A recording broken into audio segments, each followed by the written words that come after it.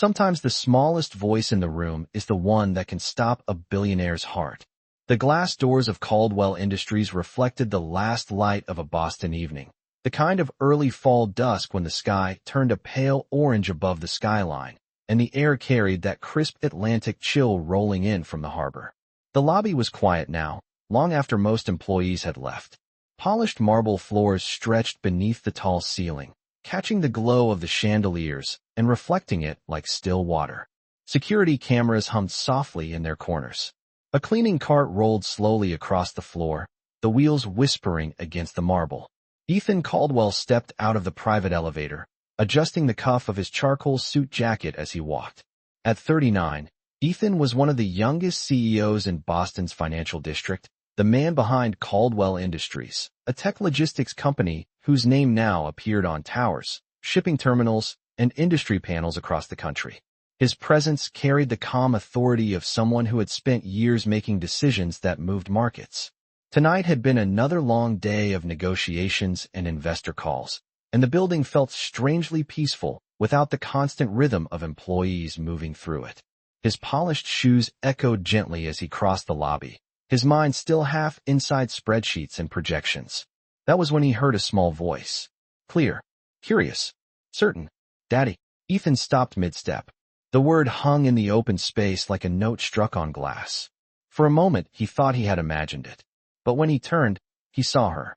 A little girl stood near the reception desk, no more than 6 years old, maybe 7 at most. She wore a small denim jacket that looked slightly oversized for her shoulders and a pair of bright sneakers that flashed pink under the lobby lights. Her dark curls framed her face in soft rings, and her wide eyes were fixed directly on him as if she had been waiting there for hours. She tilted her head slightly, studying him the way children do when they're trying to solve a puzzle. Ethan's brow tightened. "I'm sorry," he said gently, glancing around the lobby, expecting a parent to step forward. But the space remained quiet. The girl took 2 small steps closer. "Daddy," she repeated, her voice calm and certain this time, as if correcting a mistake he had made.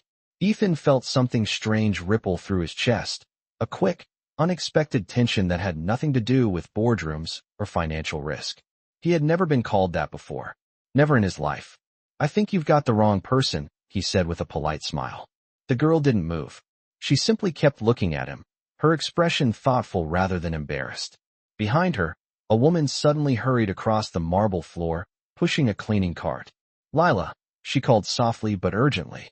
She reached the girl and gently placed a hand on her shoulder. "I'm so sorry," the woman said quickly, turning to Ethan. Her voice carried the quiet tension of someone who feared she had crossed a line she couldn't afford to cross. "She didn't mean to bother you, Mr. Caldwell." Ethan looked at her more carefully now. The woman wore a Navy maintenance uniform with the Caldwell Industries logo stitched above the pocket. Her dark hair was pulled back neatly, and her expression was composed but alert, the kind of composure built from years of managing difficult moments with dignity. For a brief second, something about her face tugged faintly at Ethan's memory, like a photograph glimpsed too quickly. But the thought slipped away before he could catch it. "It's all right," Ethan said. "Kids get confused sometimes."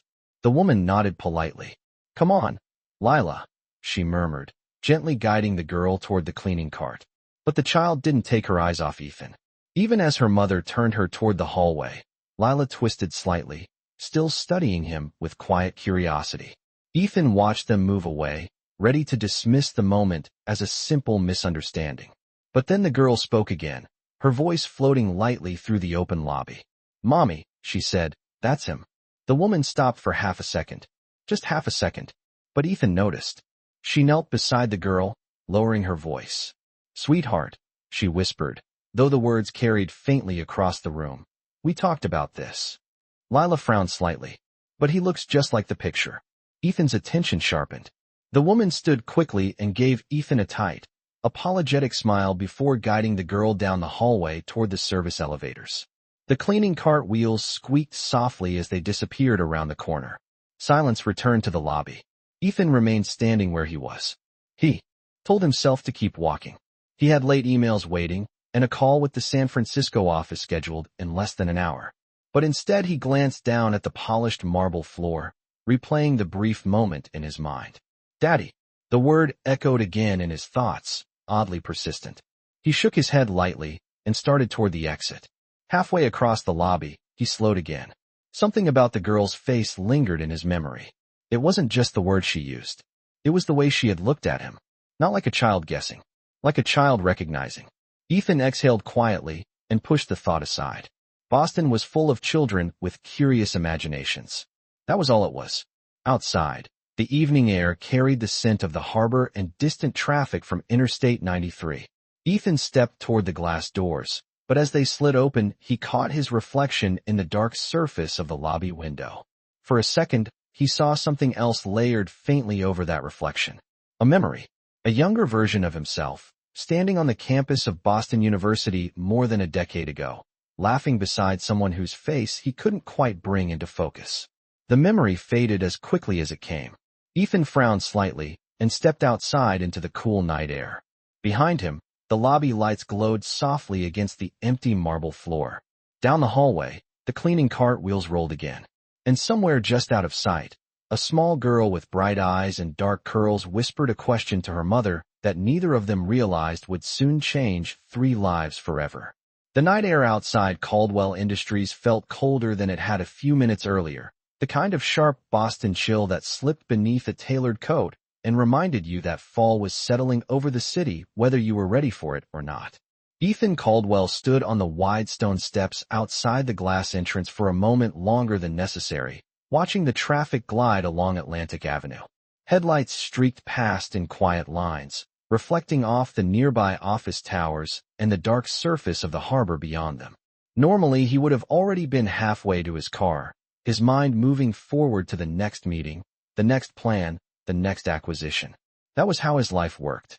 Efficiency, direction, momentum. But tonight something had interrupted that rhythm, and the interruption was only one word long. Daddy. Ethan exhaled slowly and walked toward the curb where his driver was waiting beside a black sedan.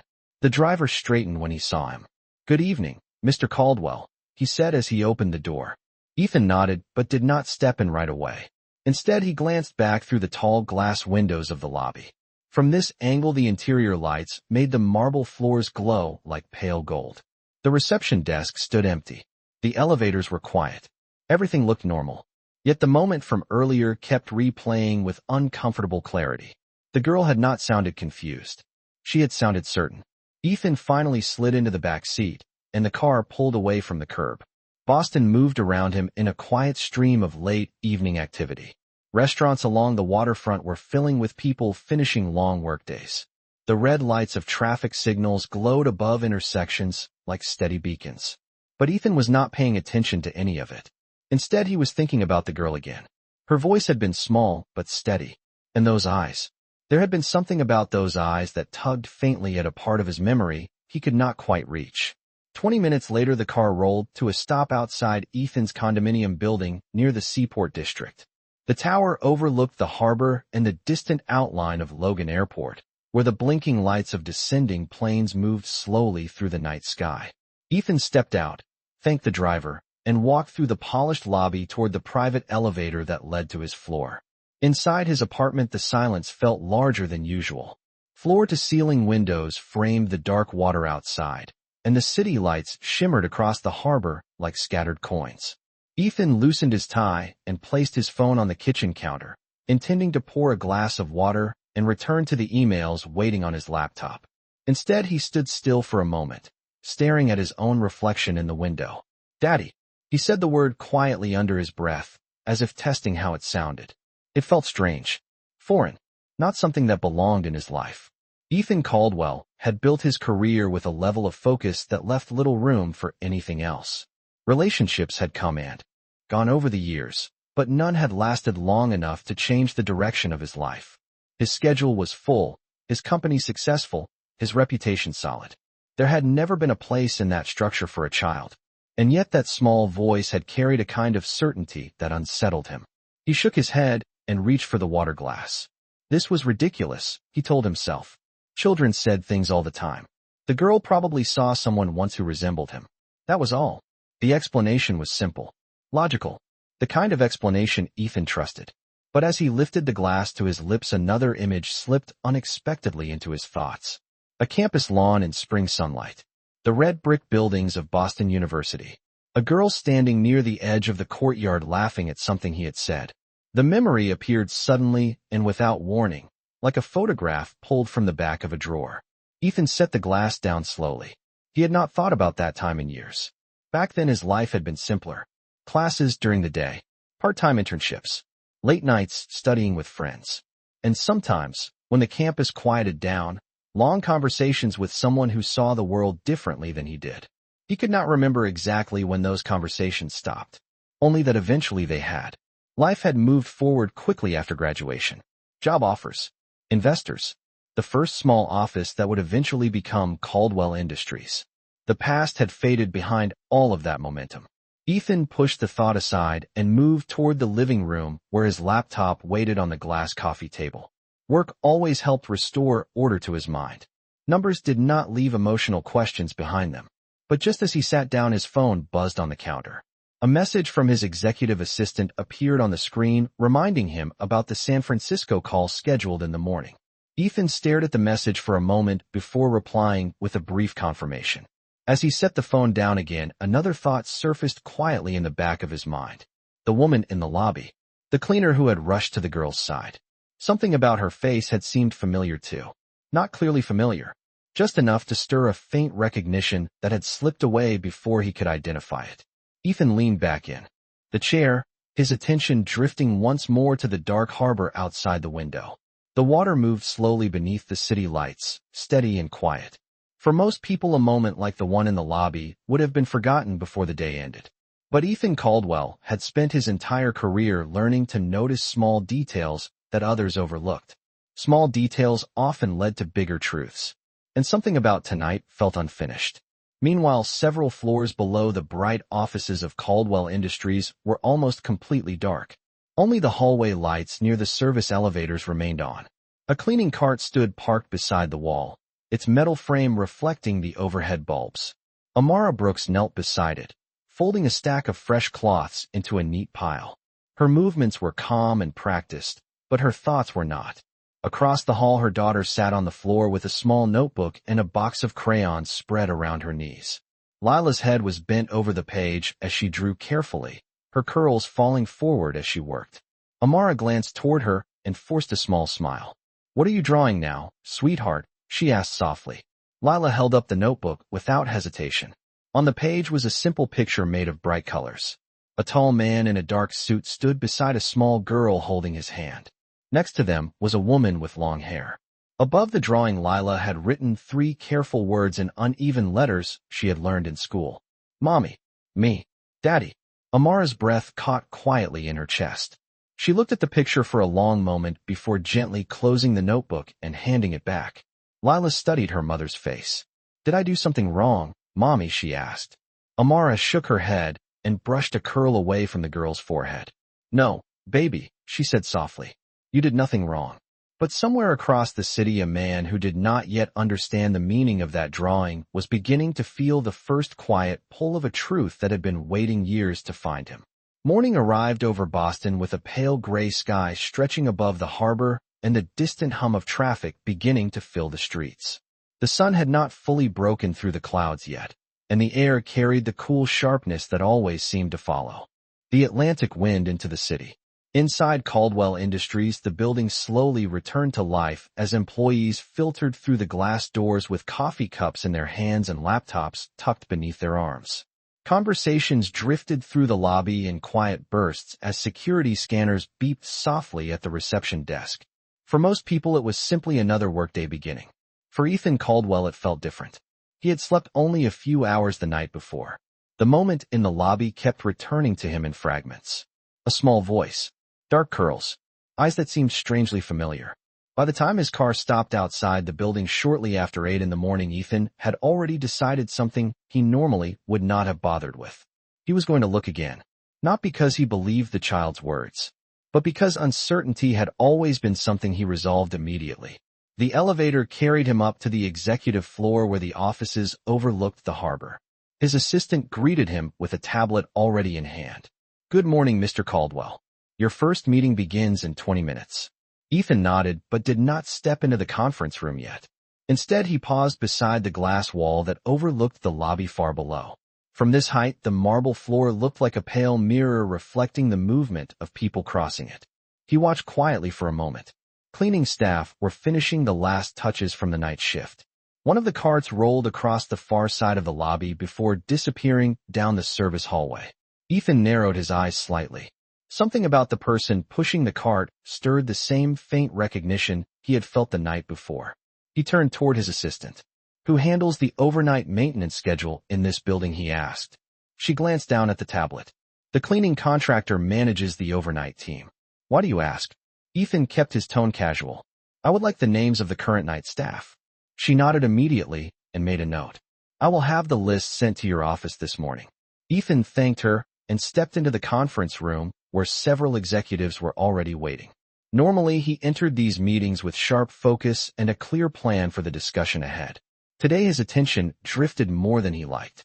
While financial projections appeared on the large screen and the team discussed expansion plans for the West Coast Logistics Network, Ethan found his thoughts sliding back to the lobby. A child calling him father. The image made no sense, and yet it refused to disappear. 40 minutes later, the meeting ended, and Ethan returned to his office overlooking the harbor. The morning sun had finally pushed through the cloud cover, and the water below shimmered with soft reflections of the skyline. His assistant entered quietly and placed a printed sheet on his desk. "Here is the overnight staff roster you requested." Ethan glanced down at the list. Several names appeared under the cleaning contractor's employment records. One name immediately caught his attention. Amara Brooks. The name felt familiar the moment he read it. Not as a vague memory, but as something real. Something connected to a different chapter of his life. Ethan leaned back slowly in his chair and stared at the paper. Boston University. A campus walkway lined with red brick buildings. A young woman laughing at a joke he barely remembered telling. The memory returned with sharper detail now. Amara Brooks. He had not spoken that name in more than a decade. Back then, she had been studying sociology while he pursued business management. They met during a volunteer program that paired students with community tutoring projects in the city. Ethan remembered how easily she spoke to people, how she listened carefully when others talked. There had been something grounded about her in a way that balanced his relentless ambition. For nearly a year, they spent long evenings together after classes walking along the Charles River, discussing everything from career plans to the kind of future they wanted to build. Ethan closed his eyes briefly as the memory continued unfolding. One spring afternoon, she had stood beside him outside the student union, holding a cup of coffee, while the wind lifted strands of her dark hair across her face. She had teased him for always thinking 3 steps ahead of everyone else. He had laughed and told her that planning ahead was how he intended to succeed. At the time, the future felt wide open and uncomplicated. But the simplicity of those days had not lasted. By the time graduation approached, Ethan had been offered an opportunity that demanded his full attention. A group of early investors believed his logistics software concept could grow into something larger. The work quickly consumed him.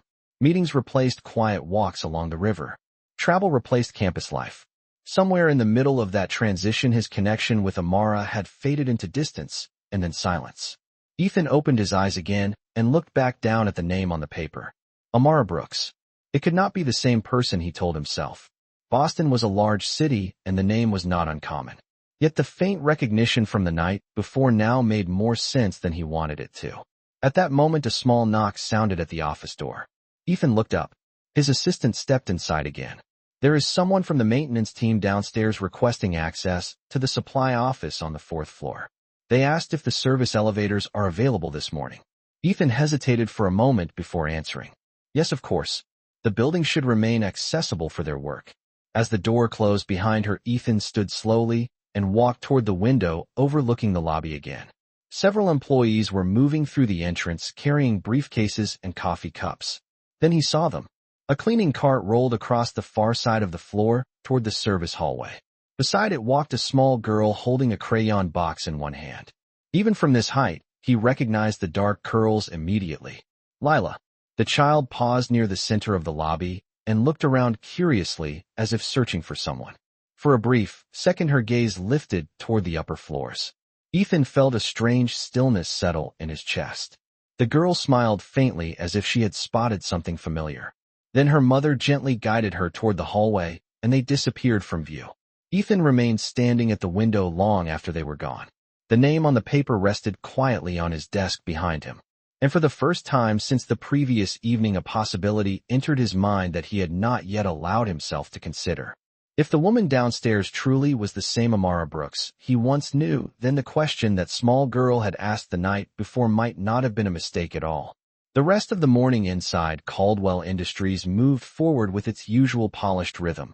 Yet for Ethan Caldwell the hours felt unusually slow. Numbers appeared on his screens, executives stepped in and out of his office with updates, and conference calls carried voices from New York, Chicago, and San Francisco through the speaker on his desk. Normally he thrived in this environment.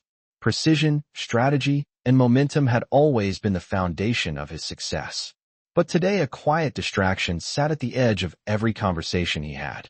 Each time a meeting ended his attention drifted back toward the same question. Amara Brooks. The name had settled into his thoughts like a door he had forgotten existed. By early afternoon the sky outside his office windows had turned bright and clear, sunlight reflecting off the harbor and the glass towers along the waterfront. Ethan stood beside the window again, arms folded loosely as he looked down toward the lobby many floors below. People moved through the building in steady patterns. Couriers arrived with packages. Employees crossed the floor carrying laptops and paper folders. For a moment, everything appeared ordinary. Then he saw the cleaning cart again near the reception desk, and beside it, the small girl with the dark curls. Lila moved slowly across the marble floor, while her mother wiped the front desk with careful movements. The girl had a small notebook in her hands again. She sat cross-legged near the wall and began drawing with bright crayons, her head tilted slightly in concentration. Ethan felt a strange tightening in his chest as he watched. The child looked up occasionally, scanning the lobby as if she expected someone to appear. It reminded him of the moment the previous night when she had spoken that single word with such calm certainty. "Daddy." Ethan turned away from the window and walked back to his desk. The staff roster still rested beside his laptop where he had left it earlier. The name Amara Brooks stood quietly among the others on the page. After a moment, he pressed the intercom button on his desk. His assistant answered immediately. "Yes, Mr. Caldwell." Ethan kept his voice even. "Could you confirm something for me?" The cleaning staff member listed here named Amara Brooks. "Do we have her employee file from the contractor?" There was a brief pause. "I can request it from the contractor office right now." Ethan nodded slightly even though she could not see him. "Please do that." A few minutes later his assistant returned with a digital file displayed on the tablet. According to the contractor records, she joined the night shift team 3 months ago. She works from 6 in the evening until 2 in the morning most days. Ethan studied the small photograph attached to the file. The image was simple and professional. Amara stood against a plain background wearing the same Navy maintenance uniform he had seen earlier. Her hair was pulled back neatly, and her expression was calm but serious. Time had added maturity to her face, but there was no doubt now. It was the same woman he had known years ago. Ethan exhaled quietly. The recognition brought with it a sudden rush of memories that felt both distant and surprisingly clear. He remembered the way she used to challenge his assumptions during long conversations on campus. He remembered the day she convinced him to volunteer at a community tutoring center, even though he insisted he was too busy building his future. And he remembered how easily she laughed when he tried to explain complicated business ideas in ways that sounded far more confident than he truly felt back then. For a moment Ethan felt as though he had stepped backward in time. But that feeling faded quickly as another thought followed behind it. If the woman working downstairs truly was the same Amara Brooks, then the child he saw beside her could not be ignored so easily. Ethan closed the employee file and leaned back in his chair. Logic demanded he dismiss the idea immediately. 12 years had passed since he last saw Amara. Life had taken them in different directions. It was far more reasonable to assume the child simply mistook him for someone else. And yet something about the situation refused to settle into a comfortable explanation. The girl had said he looked like the picture. That sentence lingered in his thoughts.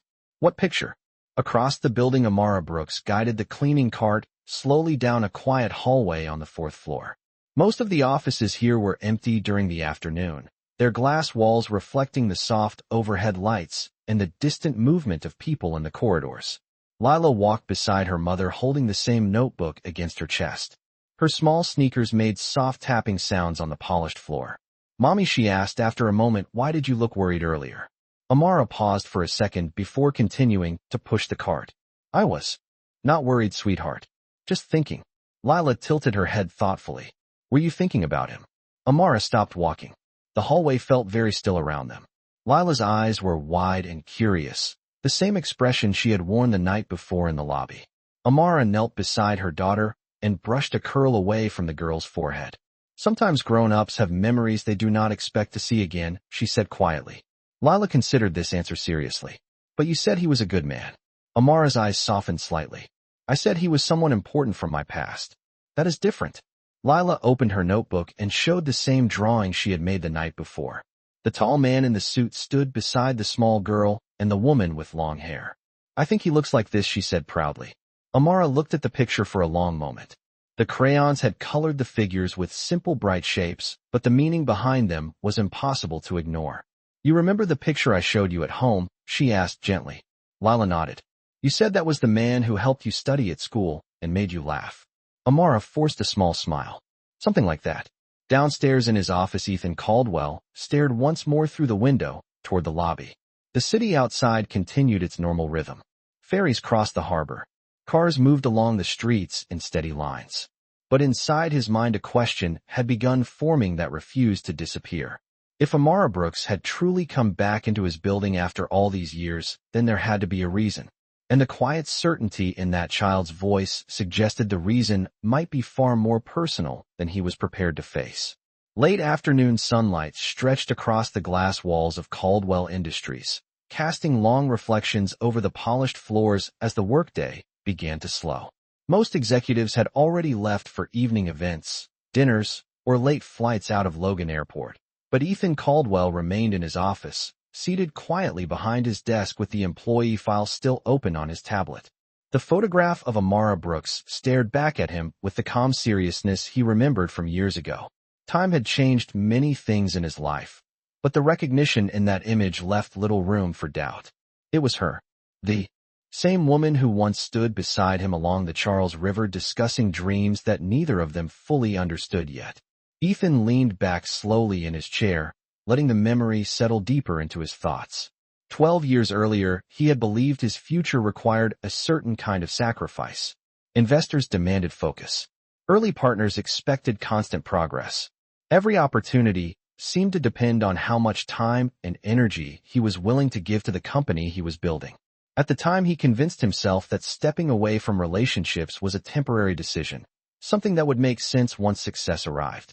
But success had arrived faster than expected, and the distance it created had never closed again. Until now. Ethan rose from his chair and walked toward the window overlooking the harbor. Outside, the water reflected the warm orange light of the setting sun, while boats drifted slowly through the harbor channels. Boston had always been a city that balanced history with relentless progress. Brick buildings stood beside glass towers. Old harbor docks now shared space with new technology companies.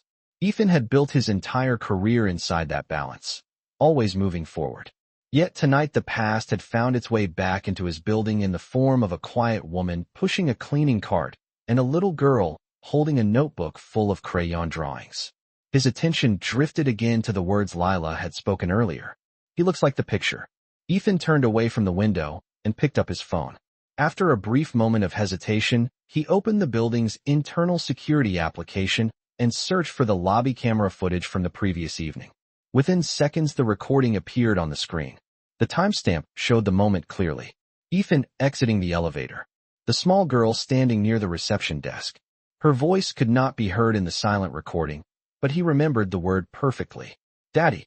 Ethan studied the child's face on the screen as she stepped closer to him. Something about her features unsettled him in a way that numbers and contracts never could. The curve of her cheeks. The shape of her eyes. It was not identical to his own face, but there were enough similarities that he could not easily dismiss the thought forming in his mind. Ethan closed the video and placed the phone back on the desk. Across the city. Inside a small apartment several miles away, Amara Brooks stood at the kitchen counter preparing a simple dinner while Lila sat at the table coloring another page in her notebook. The apartment was modest but warm, filled with the quiet comfort of routines that had been built carefully over the years. A small window above the sink looked out toward the evening lights of the neighborhood, and the sound of distant traffic drifted faintly through the glass. Lila swung her feet gently beneath the chair as she colored. "Mommy," she said after a moment, "are we going back to your big building tonight?" Amara glanced toward her daughter with a soft smile. "Yes, sweetheart. I have work tonight, just like every evening." Lila nodded thoughtfully and returned to her drawing. After a few seconds, she looked up again. "Do you think he will be there again?" Amara paused with the spoon in her hand. "Who?" she asked, even though she already knew the answer. "The man from yesterday," Lila said simply. "The one who looks like the picture." Amara lowered the spoon slowly and turned back toward the stove. "I do not know," she replied carefully. "He is a very busy man." Lila seemed to accept this answer for a moment before adding another question with quiet curiosity. "If he is busy, why did he look surprised when he saw me?" Amara felt a small tightening in her chest. "Sometimes people are surprised when they see someone they did not expect," she said gently. Lila considered that explanation while shading a bright blue sky across her page. After dinner, Amara helped her daughter gather her crayons and prepare for the evening. Their routine was simple. Lila would spend a few hours at the small break room near the maintenance office where she could draw or read while Amara completed her cleaning schedule. The building was quiet during the night shift, and most employees never noticed the small girl sitting quietly with her notebooks. Back at Caldwell Industries, the evening lights had begun to glow across the executive floors as Ethan finished the last of his emails. The question that had followed him all day remained unresolved, and he knew his own nature well enough to recognize that it would not disappear without answers. Ethan closed his laptop and stood. Instead of leaving the building as he normally would, he walked toward the private elevator and pressed the button for the lower floors. The elevator descended smoothly through the building until the doors opened near the service corridor where the maintenance staff prepared their equipment for the night shift. The hallway smelled faintly of cleaning solution and polished floors. A supply room door stood open nearby with carts lined neatly against the wall. Ethan stepped into the corridor just as another cart rolled around the corner. Amara Brooks stopped immediately when she saw him standing there. For a moment, neither of them spoke. The quiet hum of the building's ventilation system filled the silence between them. Amara straightened slowly, her expression calm but guarded. "Mr. Caldwell," she said politely. "Good evening." Ethan studied her face carefully. Up close, the recognition felt undeniable now. "Hello, Amara," he said softly. Her eyes widened just slightly at the sound of her name. "It has been a long time." Amara nodded once, maintaining her composure. "Yes, it has." Behind her, a small voice drifted down the hallway from the break room, where Lila sat drawing at the table. "Mommy, I finished another picture." Ethan glanced toward the sound instinctively. And in that quiet moment, the past and present that had been separated for 12 years began moving toward the same question neither of them could avoid much longer. The quiet corridor outside the maintenance office felt unusually still as Ethan Caldwell and Amara Brooks faced one another after more than a decade of silence. The soft fluorescent lights overhead reflected off the polished floor, while the distant hum of elevators moving through the building created a low, steady vibration in the background. Ethan studied Amara carefully, noticing the small changes time had written into her features. There were faint lines of maturity around her eyes now and a calm steadiness in the way she carried herself. But the woman standing in front of him was unmistakably the same person he had once known on a college campus beside the Charles River. Amara kept one hand resting lightly on the handle of the cleaning cart, her posture respectful but guarded, the way someone stands when they are unsure how much of the past should be acknowledged. For a moment, neither of them spoke. Then the small voice from the break room carried down the hallway again. "Mommy, can I show you the new one?" Ethan's attention shifted instinctively toward the open doorway. Inside the small room, a table sat against the wall with several crayons scattered across its surface. Lila stood beside the chair holding a page from her notebook, her bright eyes focused on her mother, but drifting curiously toward the tall man standing in the hallway. Amara followed Ethan's glance and exhaled softly before turning back toward him. "I usually keep her in the break room while I work," she explained quietly. "The night shift is easier when the building is calm." Ethan nodded slowly, though his focus remained on the child in the doorway. She looks about 7, he said. Amara hesitated briefly before answering. She turned 7 last spring. Ethan absorbed the information silently. 7 years. The number lingered in his thoughts like a quiet calculation he had not yet allowed himself to complete. In the break room, Lila stepped forward a few feet, holding up the drawing she had been working on. Mommy, look, she said proudly. I made the harbor and the big building too. Amara walked toward her daughter and crouched beside her to examine the page. The drawing showed a simple skyline made of colorful shapes with a tall glass tower near the water. 3 small figures stood beside the building holding hands. Ethan watched from the hallway as Amara gently brushed her fingers over the girl's curls. That is beautiful, sweetheart, she said softly. Lila beamed, and then looked past her mother toward Ethan again. Her curiosity seemed stronger now that he was standing only a few steps away. Amara noticed the direction of her daughter's gaze and straightened slowly. Lila, this is Mr. Caldwell, she said carefully. He owns the building where Mommy works. Lila's eyes widened slightly with recognition. I know, she said with a small nod. Ethan felt a faint smile touch the corner of his mouth despite the tension in his chest. You know, he asked. Lila nodded again with the simple confidence children carried naturally. You were here yesterday, she explained. You looked surprised when I talked to you. Ethan glanced briefly at Amara before responding. I was surprised, he admitted gently. Lila studied his face for a moment longer as though comparing it to a memory only she understood. Then she looked down at the drawing in her hands. Mommy says you are very busy, she said thoughtfully. Amara shifted slightly. Beside her daughter. Lila, why do you not finish your picture while I speak with Mr. Caldwell for a moment, she suggested. The girl seemed to consider this, but eventually returned to the table with her crayons. Amara stepped back into the hallway and closed the break room door halfway so Lila could still see them, but not hear every word. The corridor felt quiet again. Ethan folded his hands loosely in front of him. I did not expect to see you here, he said honestly. Amara gave a small nod. Life moves in directions we do not always plan. Ethan allowed a brief silence to settle between them. I saw your name on the maintenance roster this morning, he said. It took me a moment to realize it was you. Amara met his gaze calmly. Boston is a large city, but sometimes the past circles back. Ethan studied her expression carefully. Why did you not tell me you were working here? Amara's eyes softened slightly, though her voice remained steady. Because your life and mine have been very different for a long time, Ethan. I did not come here to interrupt that. Ethan considered her words. The sound of crayons moving across paper drifted faintly through the break room door. And Lila, he asked quietly. Amara looked down the hallway for a moment before answering. Lila is my daughter, she said simply. Ethan nodded slowly, though the answer did not fully settle the question forming in his mind. The girl believes she recognizes me, he said after a pause. Amara inhaled carefully, as though preparing herself for a conversation she had always known might happen one day. Children notice details adults overlook, she replied. Ethan's voice remained calm, but direct. She said I look like the picture. Amara's eyes flickered with a brief moment of surprise before returning to their steady composure. Children also remember stories, she said quietly. Ethan stepped slightly closer, though he kept his tone respectful. Amara, there are too many coincidences here to ignore. We knew each other years ago. Now you appear in this building with a daughter who looks at me as if she already knows who I am. Amara held his gaze without raising her voice. And what do you think that means, Ethan? The question hung between them in the narrow corridor. Ethan looked briefly toward the break room doorway.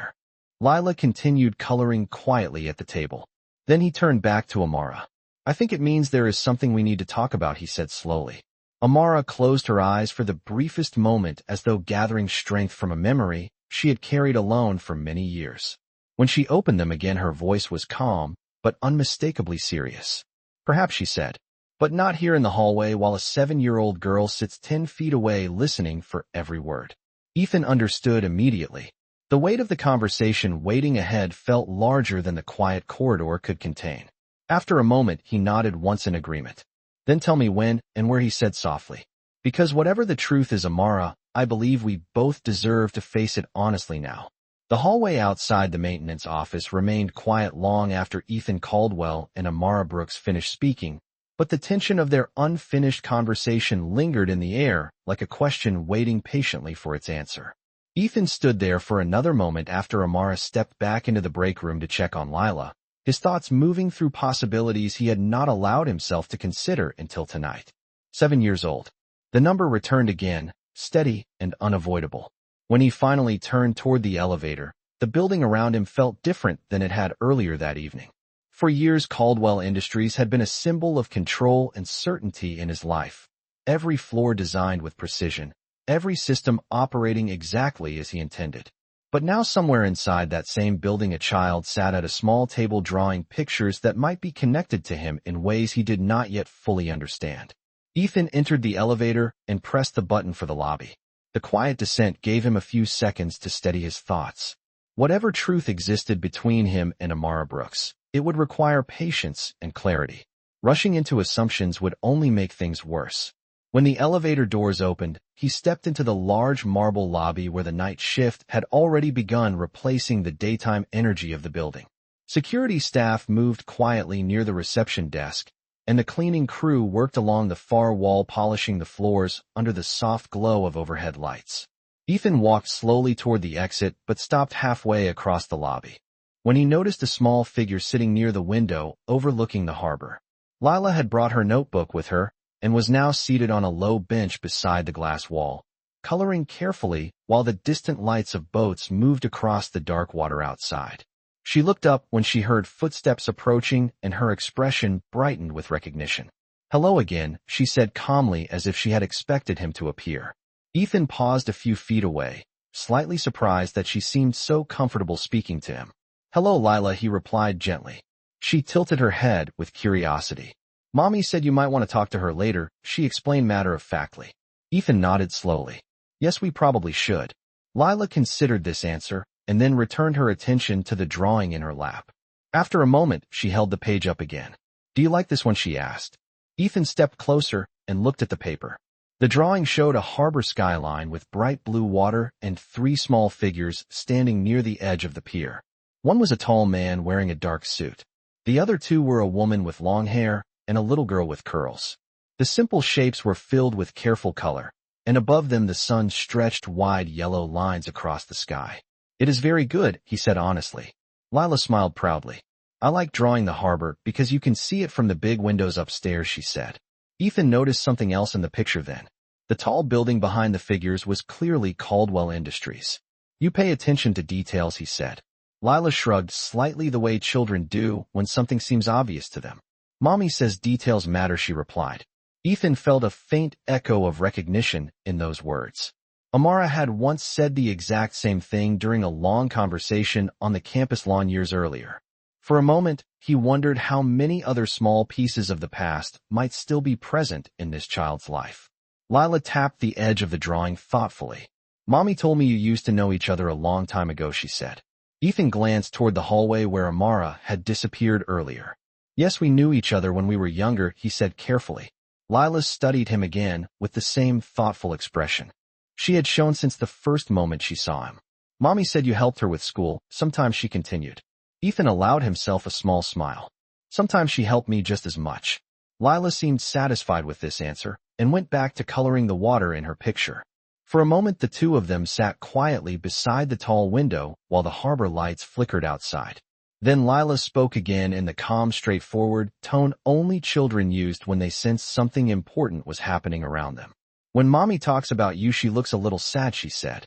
Ethan felt the words settle heavily in his chest. "I am sorry to hear that," he replied gently. Lila looked up at him. "Are you the reason she was sad?" Ethan did not answer immediately. Instead, he chose his words carefully the way he did during difficult negotiations. "Sometimes grown-ups make choices they think are necessary at the time," he said slowly. "But later they realize those choices hurt people they care about." Lila absorbed this explanation with surprising seriousness. "Mommy says people can still do better if they learn from mistakes," she said. Ethan nodded quietly. "Your mother is very wise." Across the lobby, the service hallway door opened, and Amara stepped out carrying the cleaning cart again. When she saw Ethan sitting beside Lila, her posture stiffened slightly before she pushed the cart forward. Lila looked up immediately. "Mommy, I was showing him my harbor picture," she announced happily. Amara stopped beside them and glanced down at the drawing before meeting Ethan's eyes again. "It is a good picture," she said softly to her daughter. Lila nodded proudly and closed the notebook. "Are you done talking now?" she asked. Not yet, sweetheart, Amara replied. Ethan stood slowly. Your daughter has a remarkable sense of observation, he said quietly. Amara's expression softened just a little. She notices more than most people realize. For a moment, the three of them stood together in the soft lobby light with the harbor stretching beyond the glass behind them. The scene felt strangely peaceful despite the complicated truth waiting beneath the surface. Ethan finally spoke again. Tomorrow evening after your shift begins, there is a conference room on the second floor that will be empty. We could talk there privately. Amara considered the suggestion for a few seconds before nodding once. That would be fine. Lila looked between them with growing curiosity, but did not interrupt.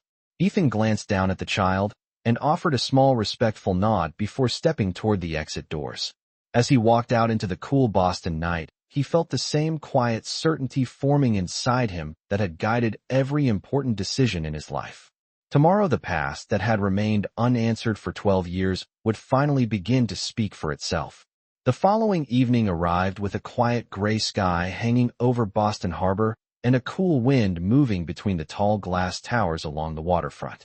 Inside Caldwell Industries, the daytime staff slowly filtered out of the building while the night shift prepared to begin another routine cycle of quiet maintenance work. The lobby lights reflected softly across the marble floor, and the distant hum of the city drifted faintly through the glass walls. Ethan Caldwell stood alone in the conference room on the second floor, his hands resting lightly on the back of one of the chairs as he looked out toward the harbor through the wide window. The room was normally used for board meetings and strategic planning sessions, but tonight its long polished table and empty chairs seemed to hold a different kind of gravity. The conversation waiting to happen here had nothing to do with business plans or market expansion. It had to do with a question that had quietly followed him for 2 days and 12 years at the same time. The door opened softly behind him, and Amara Brooks stepped inside. She had changed from the navy maintenance jacket into a simple gray sweater, though the tiredness of a long workday still rested gently on her face. She closed the door behind her and stood near the end of the table, leaving several feet of quiet space between them. For a moment, neither of them spoke. The only sound came from the faint movement of traffic along the waterfront outside. Ethan finally turned from the window. Thank you for agreeing to meet here, he said calmly. Amara nodded once. It seemed easier than discussing this in a hallway. Ethan gestured toward one of the chairs. Please sit. Amara pulled the chair out slowly and lowered herself into it, folding her hands together on the table as if steadying herself before a difficult conversation. Ethan sat across from her, but did not immediately speak. Instead, he studied her expression carefully, searching for the right way to begin. Amara broke the silence first. I imagine you have many questions, she said quietly. Ethan allowed a brief breath to pass before answering. One question more than the others. Amara looked down for a moment before meeting his gaze again. Lila, he said simply. The name seemed to settle heavily between them. Amara's eyes softened slightly when she heard it. Yes, she replied. Ethan leaned forward slightly, his voice calm but direct. Yesterday that little girl looked at me as if she already knew who I was. Today she spoke about pictures and stories. And you and I both know our past did not simply disappear. Amara's fingers tightened slightly together. No, it did not. Ethan kept his tone steady. I am not asking this as the CEO of this building or the man whose company you happen to work in. I am asking as someone who once cared about you very much. Is Lila my daughter? The question, finally spoken out loud, filled the quiet room. Amara closed her eyes briefly as though the words carried a weight she had been holding alone for many years. When she opened them again, there was no anger in her expression, only honesty and a quiet exhaustion that comes from protecting a secret too long. Yes, Ethan, she said softly. She is your daughter.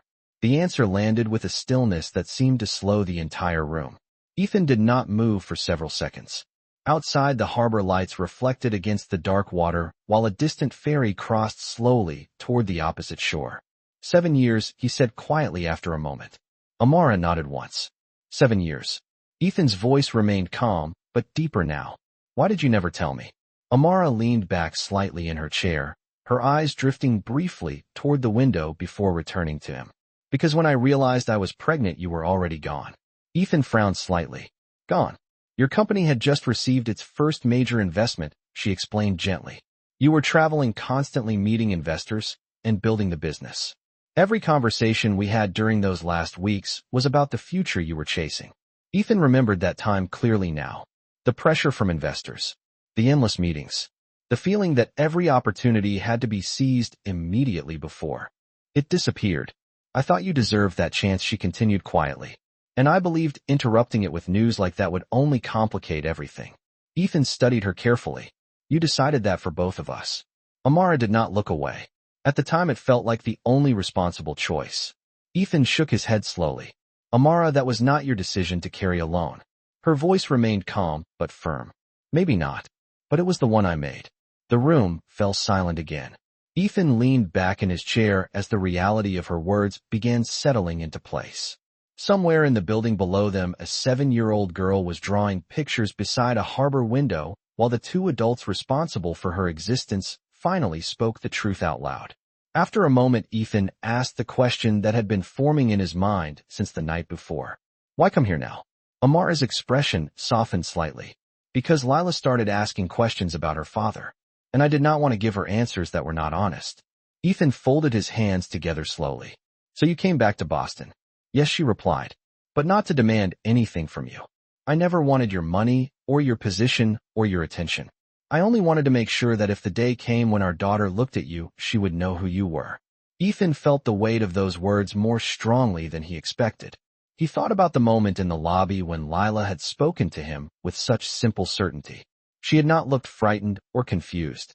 She had looked curious and hopeful at the same time.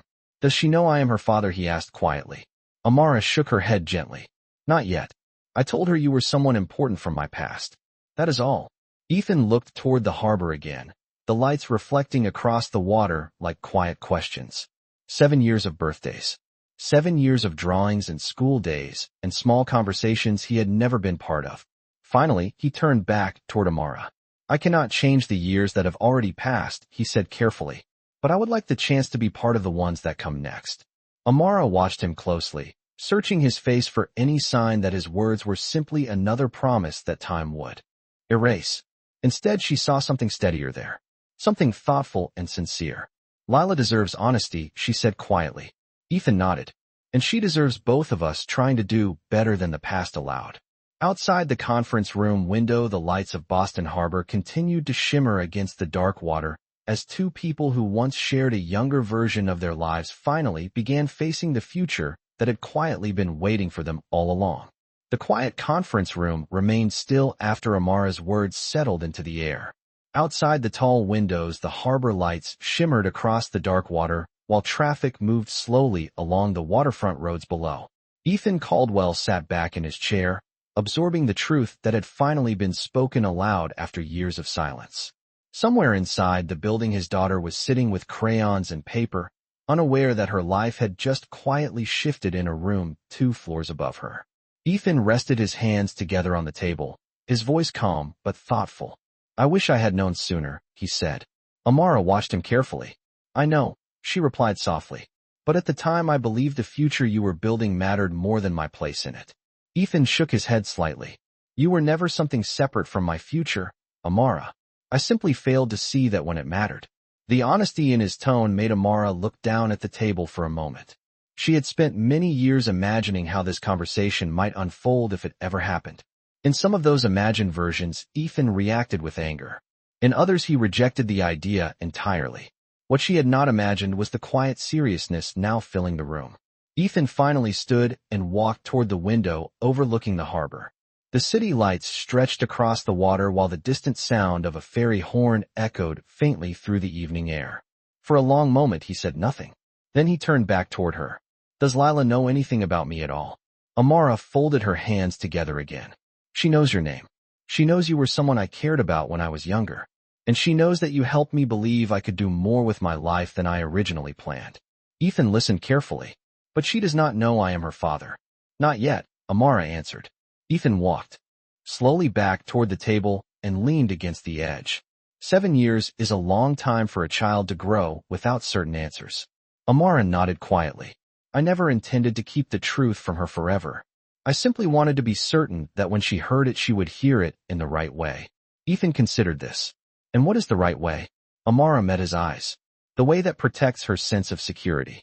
not a moment where she suddenly feels like her life was built on secrets. Ethan appreciated the thoughtfulness behind that answer. Lila had struck him as an observant child even during their brief conversation earlier. The kind of child who noticed more than adults expected. That kind of mind deserved care and patience when handling something this important. Ethan glanced toward the door. Where is she now? Amara smiled faintly. In the break room downstairs drawing another harbor picture. Ethan allowed a quiet breath to leave his chest. He had built companies worth millions of dollars and negotiated contracts across continents. But the idea of walking into a room and meeting his own daughter for the first time felt more significant than any boardroom decision he had ever faced.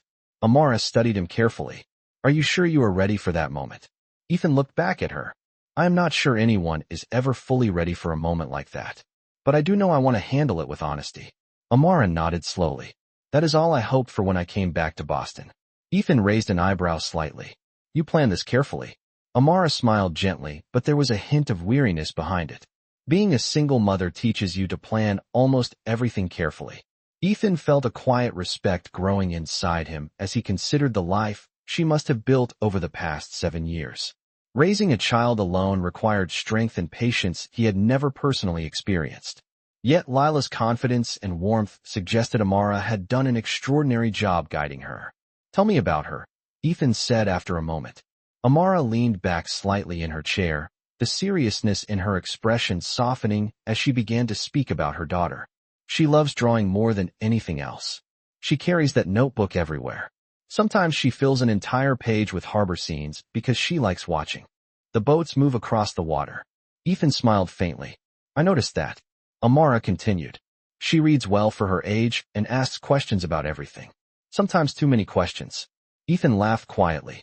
That sounds familiar. Amara raised an eyebrow. It should. You used to question everything too. Ethan nodded thoughtfully. Some habits never change. The room grew comfortable for a moment as they shared small details about the child whose presence connected them again. Then Ethan's tone turned more serious. Amara, I want to be clear about something. I am not interested in appearing in Lila's life suddenly and disrupting the stability you have created for her. I want to earn a place in her world gradually if that is what she needs. Amara listened closely. That is exactly what I hoped you would say. Ethan crossed his arms lightly. Children deserve consistency more than grand gestures. Amara smiled softly. You sound like someone who has been thinking about this carefully for the last 24 hours. Ethan nodded once. That is accurate. Amara glanced toward the window again where the harbor lights reflected gently across the dark water. Then she spoke in a tone that carried quiet sincerity. Ethan, I never wanted to take anything from you. Not your career, not your future, and certainly not your chance to know your daughter if you chose to. I only wanted to make sure she grew up with dignity and love. Ethan studied her expression. You succeeded. From what I have seen, she is remarkable. Amara's eyes warmed slightly. She is the best part of my life. Ethan understood that feeling immediately, even though he had only just discovered his connection to the child. Some bonds were powerful the moment they became visible. He straightened and looked toward the door again. I think it is time I met her properly, he said. Amara stood slowly as well. She deserves that. They walked together toward the door and stepped back into the quiet hallway outside the conference room. The building lights had dimmed slightly as the night shift continued its routine work below. As they approached the elevator, Ethan felt the unfamiliar weight of anticipation building in his chest. In a few moments he would step into a room where a 7-year-old girl sat with crayons and paper, unaware that the man about to enter her world was not just a stranger from the lobby, but someone whose presence might change the shape of her future in ways none of them had imagined until now. The elevator doors opened softly onto the lower service floor, and the quiet sounds of the night shift returned around them. The hallway lights were dimmer here than the executive floors above, casting a calm glow across the polished tiles. Ethan Caldwell stepped out beside Amara Brooks, and for a moment neither of them spoke. The weight of the moment ahead felt larger than the quiet corridor they stood in. Somewhere just beyond the hallway door, a 7-year-old girl was still sitting with her crayons, unaware that the man walking toward her was not just someone she recognized from a lobby encounter, but the father she had unknowingly been drawing in her notebook for years. Amara glanced at Ethan briefly before guiding him toward the break room. You do not have to rush this, she said quietly. Children feel tension very quickly. Ethan nodded. I understand. They stopped a few feet from the doorway. Through the partially open door, they could see Lila sitting at the small table near the window with her notebook open and several crayons scattered across the surface. She was humming softly to herself while coloring the edge of a large yellow sun above another harbor drawing. The distant glow of the Boston skyline reflected through the glass behind her. Amara stepped inside first. Lila looked up immediately and smiled. "Mommy, look, I added another boat," she said, turning the notebook so the drawing faced the door. Amara walked to the table and rested her hand gently on Lila's shoulder. "That looks wonderful, sweetheart." Lila glanced toward the doorway, and her eyes brightened when she saw Ethan standing there. "Oh, hello again," she said cheerfully, as if his presence had always been expected. Ethan stepped inside slowly. "Hello, Lila." She tilted her head slightly the way she had done before when studying his face. "Did you come to see my drawing?" she asked.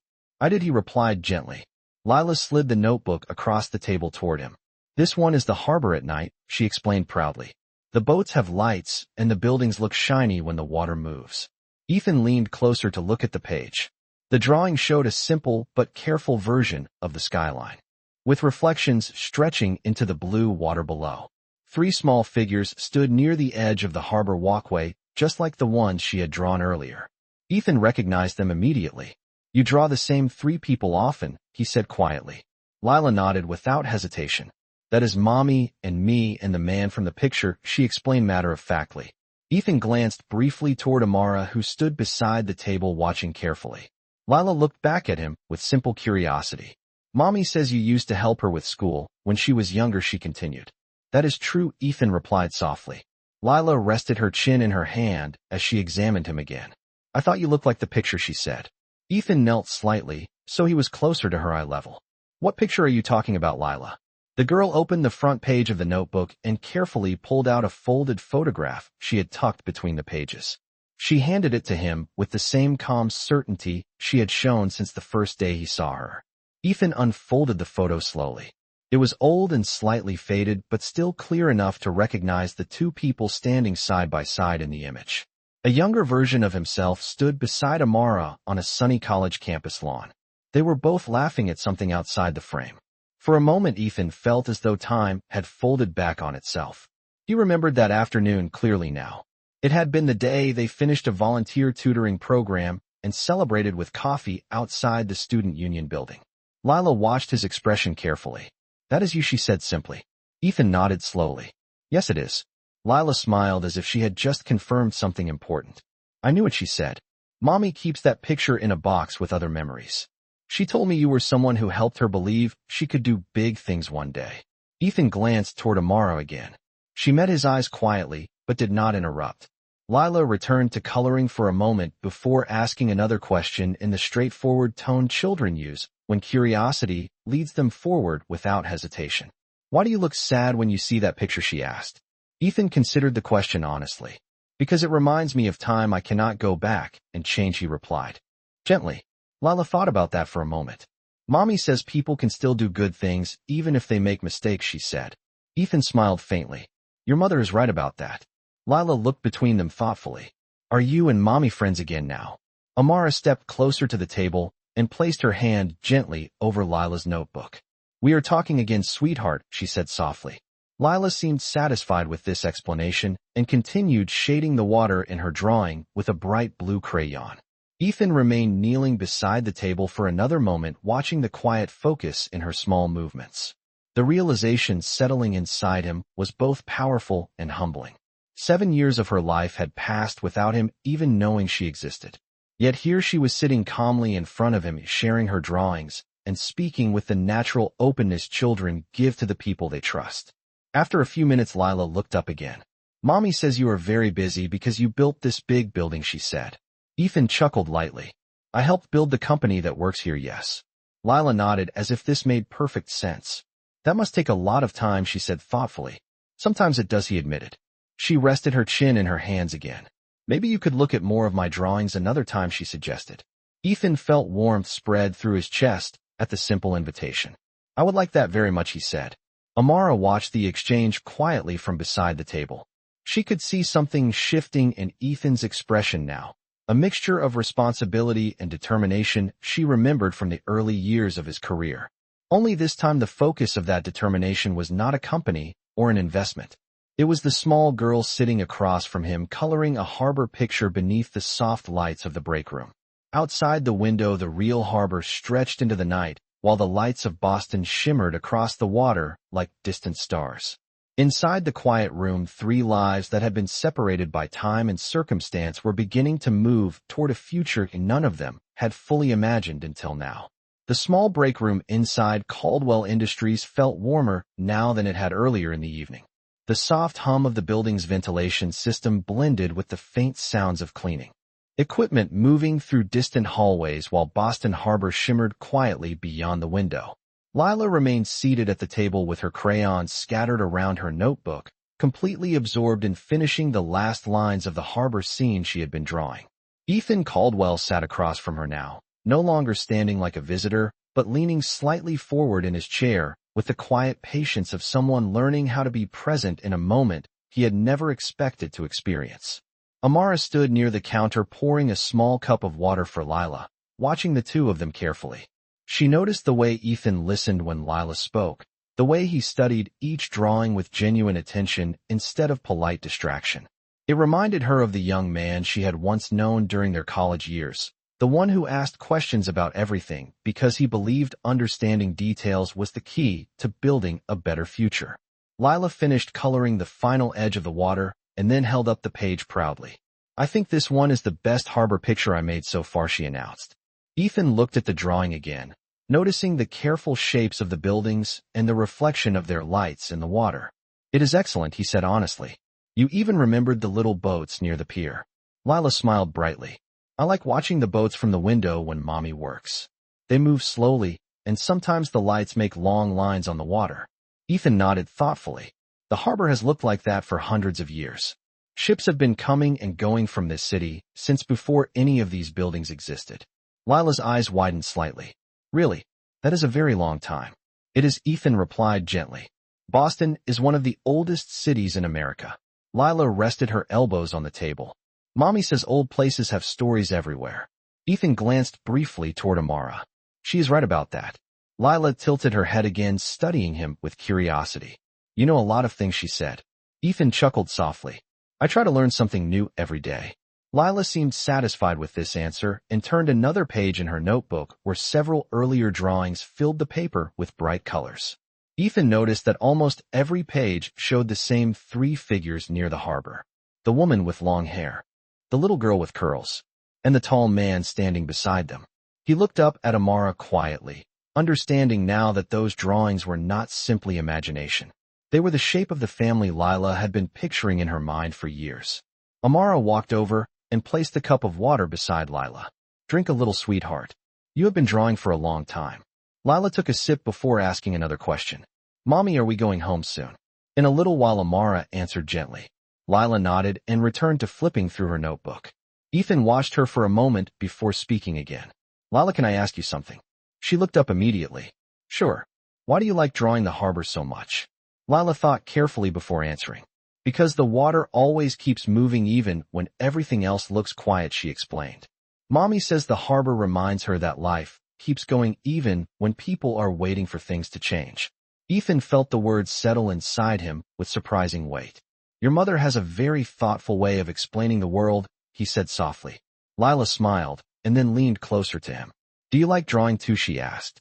Ethan shook his head lightly. "I am not very good with crayons." Lila laughed. "You could practice," she suggested. Ethan smiled back. "Maybe I will." Amara watched their conversation quietly, noticing how naturally Lila spoke to him. Children often sensed emotional truths long before adults admitted them aloud. Lila had always been observant that way. After a few moments, she closed the notebook and slid it toward Ethan again. "You can keep the harbor picture if you want," she said generously. Ethan looked surprised. "Are you sure?" Lila nodded. "That way you will remember the boats and the lights." Ethan carefully took the page and held it for a moment. "Thank you, Lila. I will keep it somewhere important." Lila seemed pleased with this and began gathering her crayons back into their small box. As she worked, Ethan glanced toward Amara again. The quiet understanding between them had grown stronger during the past hour. No dramatic declarations had been made, yet the presence of their daughter in the room had already begun reshaping the future they would need to navigate together. After Lila finished packing her crayons, she looked up again with the same thoughtful expression she had shown before. "Can I ask you something?" she said to Ethan. "Of course," he replied. Lila hesitated slightly before speaking. "When I first saw you in the lobby yesterday, I felt like I already knew you. Is that strange?" Ethan answered carefully. "Sometimes people recognize things in others that feel familiar even if they cannot explain why." Lila nodded slowly, as if considering this explanation. "Mommy says feelings like that can mean people are connected somehow." Ethan looked gently into her curious eyes. "Your mother understands many things about people." Lila smiled again. "I think she does." The room fell quiet for a few seconds while the harbor lights shimmered outside the window. Then Amara checked the time on the small clock above the door. "We should start heading home, sweetheart," she said. Lila hopped off the chair and slung the small crayon box into her backpack. Ethan stood as well, still holding the drawing she had given him. Lila looked up at him once more. "Will you still be here tomorrow?" she asked. Ethan considered the question for only a moment. "Yes," he said calmly. "I will be here."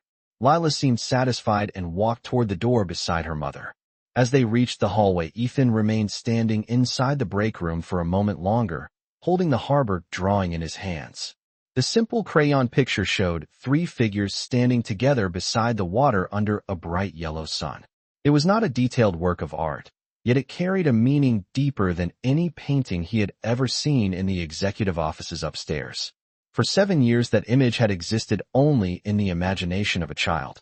Now the future it represented was slowly beginning to take shape in the real world beyond the window, where Boston Harbor continued to move quietly beneath the city lights. The elevator doors closed softly behind Amara and Lila as they began their quiet descent toward the lobby of Caldwell Industries. The building had grown calmer as the night deepened, the sounds of the city outside fading into a distant murmur beyond the thick glass walls. Lila stood between her mother and Ethan Caldwell, her small backpack hanging loosely from one shoulder while she held the crayon box carefully in both hands. She looked up at Ethan again with the same thoughtful curiosity she had shown since the moment she first recognized him. "Do you work very late every day?" she asked. Ethan smiled gently. "Sometimes I do. But tonight, I stayed a little longer for a different reason." Lila nodded as if she understood something deeper in that answer. "Mommy says important things sometimes happen when people slowed down enough to notice them," she replied. Ethan glanced toward Amara, who stood quietly beside her daughter. "Your mother has a good understanding of the world," he said. The elevator doors opened onto the quiet marble lobby where the lights reflected softly across the polished floor. Outside the large glass windows, the dark water of Boston Harbor shimmered with distant reflections from the city skyline. Lila walked slowly toward the window and pressed her small hand against the glass. "Look, Mommy, the boats are still moving," she said excitedly. Amara joined her beside the window while Ethan stood a few steps back, watching the scene with a calm but thoughtful expression. For many years, this building had simply been a place of business to him. Tonight it felt like something entirely different. Lila turned around suddenly. "Are you coming tomorrow too?" she asked Ethan again. Ethan stepped closer to them, near the window. "Yes," he answered gently. "I would like to see more of your drawings if that is all right with you." Lila smiled brightly. "I can make a daytime harbor tomorrow. The sun will be bigger." Ethan nodded. "I look forward to it." Amara watched the exchange quietly, her expression thoughtful. After a moment, she spoke softly to her daughter. "Sweetheart, why do you wait near the window while I finish checking the cart?" Lila nodded and moved a few steps away to watch the harbor again. Amara turned back toward Ethan. "Thank you for being patient with her tonight," she said quietly. Ethan shook his head slightly. "She makes it very easy." Amara studied his face for a moment. "I did not know how this meeting would go," she admitted. Ethan looked out at the harbor lights before answering. "Neither did I, but I am glad it happened." Amara folded her arms lightly, leaning against the window frame beside him. "For years I wondered what I would say if this day ever arrived," she said. Ethan glanced toward her. "And now that it has." Amara smiled faintly. "Now it feels less complicated than I imagined." Ethan considered her words carefully. "Lila deserves honesty and stability more than anything else," he said. Amara nodded. "That is all I ever wanted to give her." The quiet pause between them felt different now than it had earlier in the evening. Instead of uncertainty, there was a growing sense of shared responsibility. Ethan turned slightly toward Amara. I would like to spend time getting to know her properly, he said. Not as a sudden change in her life, but gradually. Amara listened closely. That is the approach I hoped you would choose. Ethan looked toward Lila again. She seems to understand more than most children her age. Amara laughed softly. She always has. Ethan nodded thoughtfully. Then we should be careful to respect that. Lila turned from the window and walked back toward them. Mommy, are we ready to go home? She asked. Almost, sweetheart, Amara replied. Lila looked up at Ethan again. Do you live near the harbor too? She asked. Ethan smiled. Yes, not far from here. I can see the water from my window, just like you can from this building. Lila's eyes brightened. Then you can watch the boats too. Ethan nodded. I will think about your drawings when I see them. Lila seemed pleased with this idea. Amara placed a gentle hand on her daughter's shoulder. We should let Mr. Caldwell finish his evening, sweetheart. Lila looked thoughtful for a moment before turning to Ethan. Thank you for looking at my pictures tonight, she said politely. You are very welcome, Lila, he replied. She gave a small wave before walking toward the exit with her mother. Ethan followed them to the glass doors of the lobby. Outside, the cool Boston air moved quietly through the streets while the harbor lights shimmered across the water. Amara paused beside the entrance before stepping out. Tomorrow evening, she said softly. Ethan nodded. Tomorrow evening. Lila tugged gently on her mother's hand. Good night, Mr. Caldwell, she said. Good night, Lila, Ethan replied. The two figures disappeared into the quiet city street, while Ethan remained standing beside the glass doors for several seconds. In his hand, he still held the harbor drawing Lila had given him earlier that night. The simple lines of crayon color seemed almost alive under the lobby lights. Three small figures stood beside the water beneath a bright yellow sun. For years that picture had existed only in the imagination. Of a child who believed that somewhere beyond the harbor lights there was a man connected to her life in ways she could not yet fully explain. Now that connection was no longer imaginary. It was real and waiting to grow into something stronger than either of them had expected. Ethan looked out at the harbor one more time before turning back toward the quiet elevators that would carry him upstairs. For the first time in many years, the future he was planning did not revolve around business strategies or expansion charts. It revolved around a small girl with crayons, a woman he once loved, and the possibility of building something far more meaningful than the company whose name was written across the front of the building behind him. Morning sunlight spilled across Boston Harbor the following day, painting long reflections across the water as the city slowly woke beneath a pale blue sky. Inside Caldwell Industries, the building had already returned to its usual rhythm of business meetings, quiet conversations, and the steady movement of employees crossing the marble lobby floor. For most people, it was simply another workday in the financial district. For Ethan Caldwell, it felt like the beginning of something entirely different. The harbor drawing Lila had given him the night before rested on the corner of his desk beside a stack of reports. The simple crayon picture showed three figures standing beside the water under a bright yellow sun, and every time Ethan glanced at it, he felt the same quiet realization settling deeper in his thoughts. The future he had spent years carefully building had just expanded into something far more personal. He picked up the drawing again and studied the small details Lila had added along the edges of the page. Tiny boats with colored lights, a wide sky above the skyline, and three people standing close together as if they belonged there naturally. For 7 years that image had existed only in the imagination of a child who believed in a connection she could not fully explain. Now that connection was beginning to take shape in the real world beyond the window where Boston Harbor moved calmly beneath the morning light. A soft knock sounded on Ethan's office door. His assistant stepped inside holding a tablet. Your afternoon meeting with the logistics team is scheduled for 1 o'clock, she said. Ethan nodded. Thank you. She paused briefly before leaving. When the door closed, Ethan looked back toward the harbor drawing again. Something about the simplicity of it made the decisions in front of him feel clearer than any corporate strategy ever had. Later that evening, the building grew quiet again as the night shift prepared to begin. The same soft glow of lobby lights reflected across the marble floor, while the harbor outside shimmered with the familiar movement of boats and distant traffic along the waterfront roads. Lila stood near the large window, once more watching the water while holding a new page in her notebook. She had spent most of the afternoon planning another drawing, just as she promised the night before. Amara pushed the cleaning cart slowly across the floor behind her daughter, checking supplies before beginning her shift. Ethan stepped out of the elevator and paused near the entrance to the lobby. For a moment, he simply watched the scene from a distance. The small girl by the window studying the harbor lights. The woman he once loved preparing for another long evening of work. 12 years earlier, he believed success meant moving forward without looking back. Now he understood that some parts of the past were not meant to be left behind. They were meant to be rediscovered when the right moment arrived. Lila noticed him first. Her face brightened immediately as she waved the new drawing in the air. "Look, I made the daytime harbor," she called out excitedly. Ethan walked over and knelt beside her, so he could see the page clearly. The picture showed the same skyline, but with a large bright sun stretching across the sky and blue water reflecting the buildings along the shore. 3 small figures stood beside the harbor again, just like the ones she had drawn before. "This one is bigger boats," she explained proudly. Ethan studied the drawing carefully. "It is wonderful," he said. "You even remembered the long pier near the ferry terminal." Lila nodded enthusiastically. "I looked at it this morning when Mommy brought me to school." Ethan glanced briefly toward Amara, who had stopped pushing the cart to watch them. She offered a small, grateful smile before returning to her work. Lila tapped the edge of the page thoughtfully. "I think the sun should be even brighter tomorrow," she said. Ethan chuckled softly. "That sounds like a good plan." Lila tilted her head slightly as she looked up at him. "Mommy said you might want to spend time with us sometimes," she said in a calm, curious tone. Ethan answered carefully. "I would like that very much if it is all right with both of you." Lila seemed to consider the idea seriously before smiling again.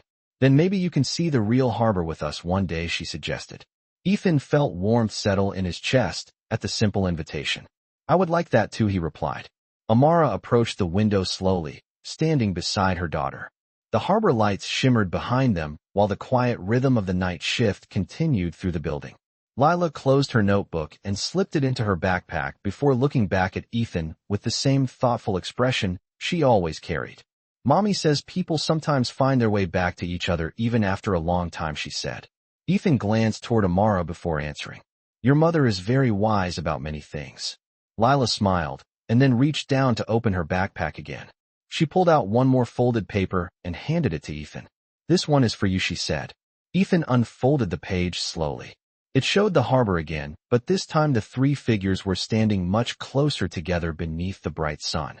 The tall man had one hand holding the little girl's hand, while the other rested gently on the woman's shoulder. It was the same simple drawing style as before, but something about the way the figures were positioned made the meaning unmistakable. Lila looked up at him with quiet confidence. "I think that is how the picture should look," she explained. Ethan studied the drawing for a moment before nodding slowly. "I think you might be right." Outside the window, Boston Harbor continued to move beneath the city lights just as it had for centuries. Boats drifted slowly across the water while reflections stretched across the surface like quiet reminders that time always moved forward. Inside the lobby of Caldwell Industries, a small girl with a box of crayons had unknowingly drawn the map of a future that 2 adults were only now beginning to understand. Ethan folded the drawing carefully and held it beside the first one she had given him. For years he had built companies, strategies, and plans designed to shape the future of his business. But the future waiting in front of him now required something very different. It required patience, honesty, and the willingness to become the father a 7-year-old girl had quietly believed in long before he ever realized she existed. As the 3 of them stood beside the harbor window watching the lights move across the water, the simple picture Lila had drawn no longer felt like imagination. It felt like the beginning of a real family finally learning how to stand together beneath the same bright horizon.